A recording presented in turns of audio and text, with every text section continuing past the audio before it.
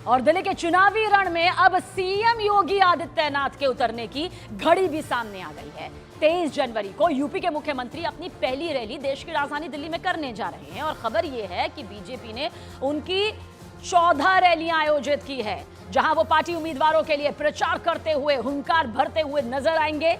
दरअसल महाकुंभ के व्यस्तम स्केड्यूल के बीच सीएम योगी आदित्यनाथ की रैलियों पर खासतौर से नजर बनी हुई है। एक बड़े स्तर पर इसकी प्लानिंग की गई है ताकि इनका ज्यादा असर यहां पर नजर आए। बीजेपी ने जिन सीटों को सीएम योगी की रैलियों के लिए खास तौर पर चुना है, उनमें गोंडा, शाहदरा, किराड़ी, द्वारका, बिजवासन, पालम, राजेंद्र नगर, फेरिस्त आगे भी है, पड़पड़गंज यहां पर शामिल है। और देखिए, इस बीच सियासी तौर पर इस गणित को इसलिए इस लिहाज से समझिए कि कैसे पिछले कुछ चुनावों में सीएम योगी आदित्यनाथ की हुंकार, उनकी मौजूदगी मतलब जीत की गारंटी यहां पर बनती दिखाई दी।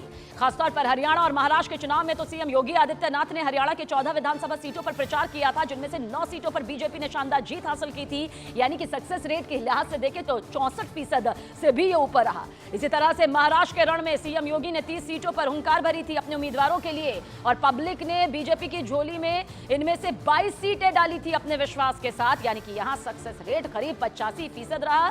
सीएम योगी की मौजूदगी चुनाव को किस तरह एक नया अलग रंगत देती है, इसकी मिसाल महाराष्ट्र चुनाव में छाई रही, जहां नारा ये लगा, बटेंगे तो कटेंगे, और इस नारे ने खूब सुर्खियां, चर्चा बटोरी। दो पक्ष भी नजर आए, लेकिन इस बीच दिल्ली का सियासी रण एक लंबा वक्त बीजेपी जहां दिल्ली के विधानसभा चुनावों में अपनी पैठ नहीं बना पाई है, ऐसे में बड़ी रणनीति यहां पर सामने आ रही है। देखिए, दिल्ली के विधानसभा चुनाव में यूपी के सीएम योगी आदित्यनाथ की एंट्री बीजेपी के लिए आखिर कितनी अहम है, वो अब हम आपको डिटेल से बताने जा रहे हैं। समझिए कि उत्तर प्रदेश के मुख्यमंत्री दिल्ली की सियासत में कितनी अहम भूमिका यहां पर निभाने वाले हैं। दरअसल पिछले साल महाराष्ट्र विधानसभा चुनाव के दौरान सीएम योगी आदित्यनाथ ने 30 सीटों पर प्रचार किया था, जिसमें से 22 सीटों पर महायुति की जीत हुई थी, यानी कि बड़ी जीत हासिल हुई थी। और वहां हरियाणा का जिक्र कर लेते हैं। अब हरियाणा विधानसभा चुनाव के दौरान सीएम योगी आदित्यनाथ ने 14 सीटों पर खूब जमकर प्रचार प्रसार किया था, जिसमें से बीजेपी को